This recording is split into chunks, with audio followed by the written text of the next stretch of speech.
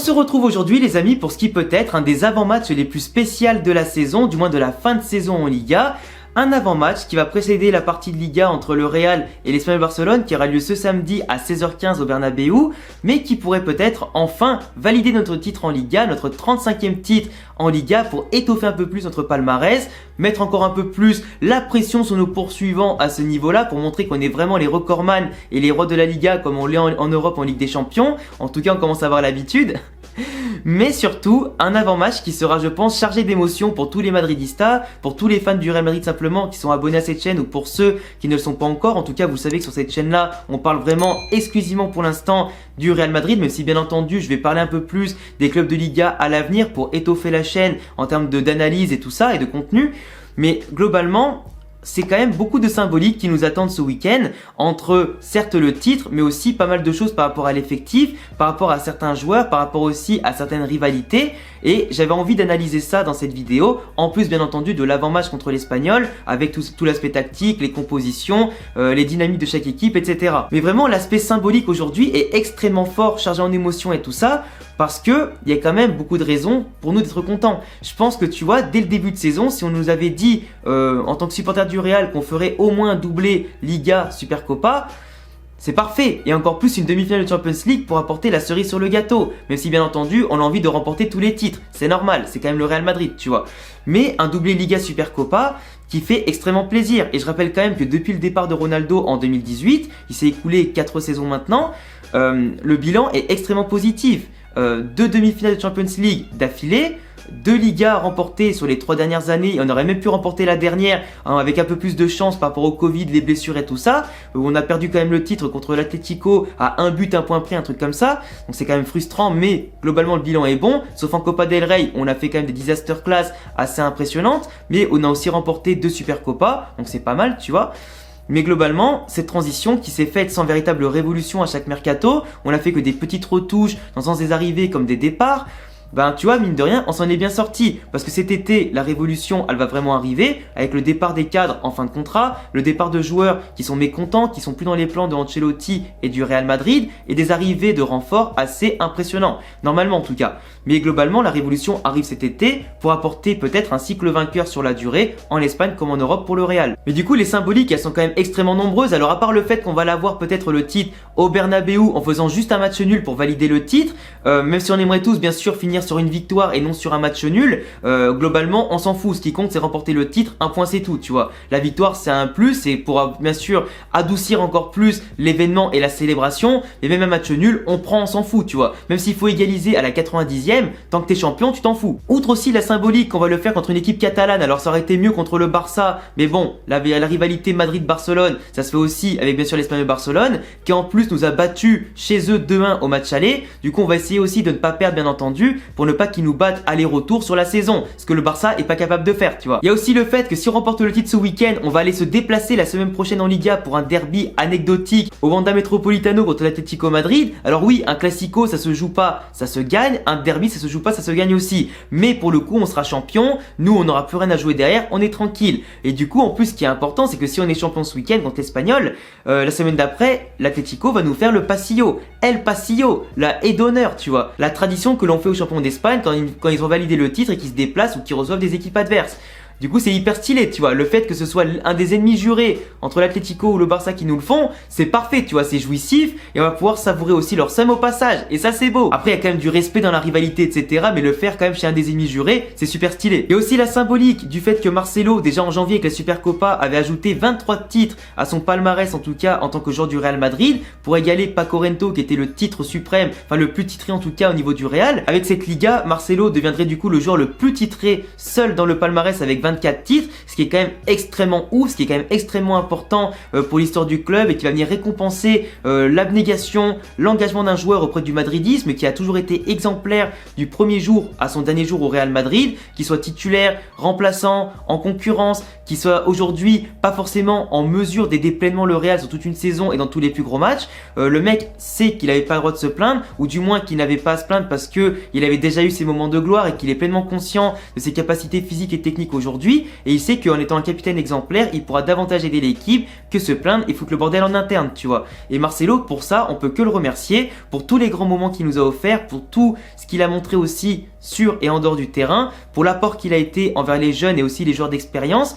Franchement, on peut dire un grand bravo à Marcelo. Et vous inquiétez pas qu'il aura droit à sa vidéo dédiée sur ma chaîne à la fin de la saison. Du coup, Marcelo qui peut signer un 24e titre du coup dès ce week-end-là avec un record. Et pourquoi pas après un 25e si vraiment on arrive à remonter City, puis après à remporter la finale contre Villarreal et Liverpool en Champions League. Ça pourrait être vraiment un départ pour Marcelo. Plus qu'historique, ça serait même légendaire pour conclure de la meilleure des façons au Real Madrid. Donc la symbolique du Passillo, le fait de remporter le titre contre une équipe catalane, après à domicile, le fait que Marcelo peut devenir encore plus titré qu'avant, etc. C'est quand même incroyable, ça vient encore plus féliciter et récompenser la saison du Real Madrid qui a été longue avec plein de victoires, certes épiques pour la plupart, qui nous ont apporté beaucoup de joie, des moments aussi plein de frustration sur des nuls contre des équipes pas forcément ouf ou des disaster class du Real Madrid à certains moments dans le jeu. On a aussi eu des défaites auxquelles on s'attendait pas forcément, d'autres qui ont été quand même assez amères comme celle contre le Barça et voilà.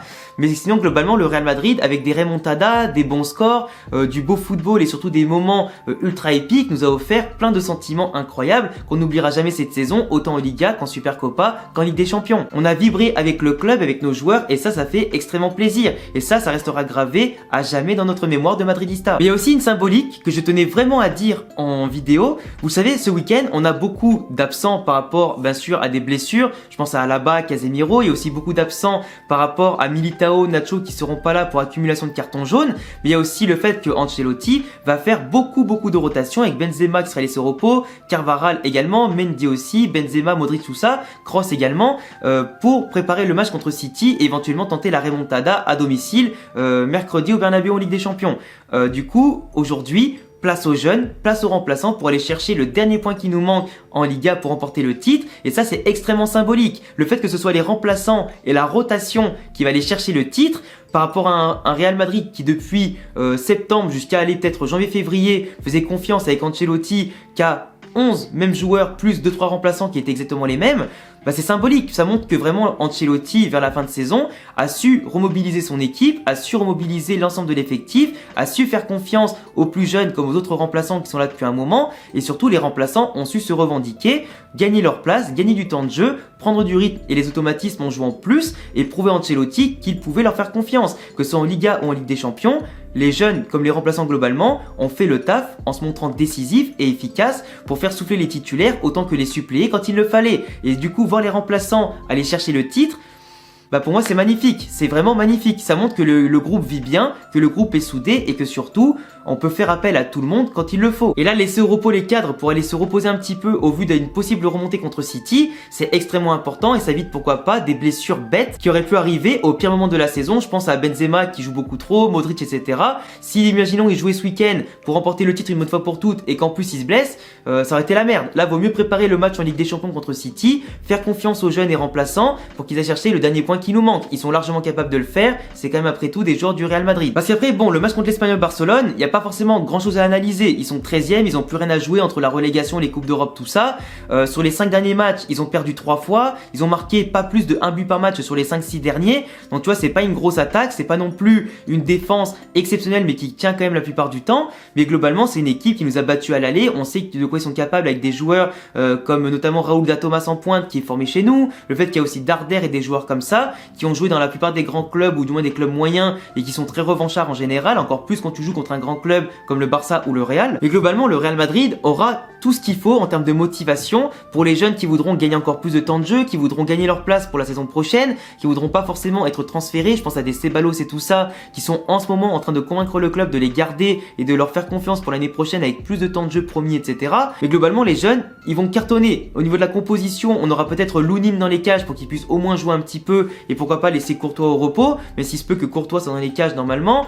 On aura une défense avec Rafa Marín qui va monter du Castilla, avec Vallejo qui du coup le 4e central qui a quasiment pas joué de la saison, mais du coup ça fait une défense centrale inédite, mais on n'a pas vraiment le choix. On a aussi Lucas Vázquez, je pense, qui sera titulaire à droite, et après à gauche, je sais pas trop qui c'est qui aura, s'il y aura Miguel Gutiérrez ou peut-être Carvajal si jamais il est pas laissé au repos du tout. Valverde, Camavinga, Ceballos feront bien sûr le milieu de terrain, le trident du milieu de terrain. Entre beau football, abnégation physique et technique, ces trois-là ont montré en rentrant en jeu en étant titulaires qu'ils avaient largement le niveau du Real et qu'ils peuvent apporter beaucoup de choses sur tous les tableaux. Donc en tout cas, leur titularisation pour le titre est méritée en espérant qu'ils nous fassent du beau jeu et une masterclass. Devant, il se peut qu'on ait Rodrigo, Gareth Bale titulaire et évidemment Asensio qui sera présent. Rodrigo qui a pas fait un bon match contre City et qui va peut-être se revendiquer ce week-end. Asensio qui a fait une rentrée plutôt sympa et qui peut potentiellement aussi gratter un peu plus de temps de jeu et être une nouvelle fois décisif. Gareth Bale s'il est pas blessé ou pas absent de dernière minute, au cas où il y aura Jovic quand même ou Mariano. Mais en tout cas, Bale qui peut peut-être se revendiquer devant le public en remportant le titre, en allant pourquoi pas chercher le point du titre au minimum devant le public du Real Madrid qui le siffle beaucoup, qui le critique beaucoup quand même à juste raison. Et ce serait quand même assez symbolique que pourquoi pas ce soit Gareth Bale qui marque le but du titre, en tout cas ce week-end. En tout cas, j'y crois. Donc un effectif totalement remanié comme vous l'avez compris, avec des jeunes, des remplaçants, par moments des jeunes du Castilla qui vont peut-être monter aussi pour gratter du temps de jeu et des premières apparitions, ou des nouvelles apparitions pour ceux qui en ont déjà connu en tout cas ça. Mais c'est pas mal, c'est pas mal. Donc moi, clairement, avec un effectif qui va manquer peut-être d'automatisme, etc., ça va être compliqué de se mettre en place. Contre une équipe de l'Espagnol qui va jouer très dur sur l'homme à mon avis, je pense que globalement le Real finira pas forcément sur une victoire mais plutôt sur un match nul. Et dans tous les cas, moi je suis content qu'on fasse un nul ou une victoire. C'est plus beau de finir sur une victoire, mais ce qui compte c'est le titre et pas forcément marquer le plus de buts ou le plus de points possible là. Donc si jamais ça se finit sur un nul, peut-être sur un 1-1, un 2-2, et peut-être même que nous on marquera le but de l'égalisation sur la fin, et j'espère en tout cas que ce sera un but épique, pourquoi pas, ou un match assez intéressant et beau à voir. Mais bien sûr la victoire reste préférentielle, on va pas se mentir. Mais voilà, en tout cas moi je pense que j'ai dit ce que j'avais à dire par rapport à la tactique, par rapport du moins à la composition, par rapport à l'enjeu et aussi par rapport à tout ça. Normalement tu joues un match du titre, tu vas te donner à 300% pour le valider, avoir un boost de confiance et de morale pour bien valider ta saison avec au minimum un doublé en poche. Et après ce qui comptera bien sûr ce sera de tout donner avec les titulaires qui seront frais comme jamais et des remplaçants qui auront donné tout ce qu'ils avaient à donner pour aider ensuite l'équipe en Ligue des Champions et pourquoi pas rêver à un triplé cette année. Je vous laisserai me dire en commentaire tout ce que vous pensez de l'avant-match et bien évidemment aussi de cette dernière rencontre de Liga potentiellement pour le titre entre le Real et l'Espagnol Barcelone. Et au pire des cas, si imaginons on gagne pas le titre ce week-end, on ira le chercher au Wanda Metropolitano pour encore plus de symbolique. J'attendrai en tout cas tous vos avis, vos pronostics dans les commentaires. N'hésitez pas à vous abonner, cocher la cloche et laisser un gros pouce bleu si vous aimez bien sûr le Real Madrid. Tous mes réseaux s'affichent ici et en description. Et à bientôt les amis pour une prochaine vidéo. Ciao.